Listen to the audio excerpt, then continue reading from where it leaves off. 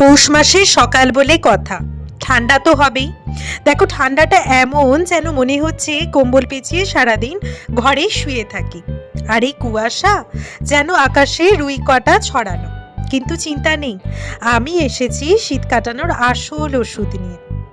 আগে হ্যাঁ, শীতকালীন খাওয়া দাওয়া। আর এই যে খেজুরের রস, শীতকালের আসল রসদ, যার জন্য পুরো বছরটা অপেক্ষা করার শীতকালের। এক চুমুক খাও আর শীতকে বলো চলে যা। উফ, যেন সোজা হৃদয়ে গরম লাগবে। তবে সাবধান, বেশি খেলে কিন্তু ঠান্ডা উল্টে আবার ধরা দেবে। এটা একেবারে ডাবল অফার। আর এই পিঠে শীতের আসল রাজা। দেখো, ভেতরে গুড় আর নারকোলের পুর ভরা, আর বাইরে ধোয়া ওঠা গরম গরম।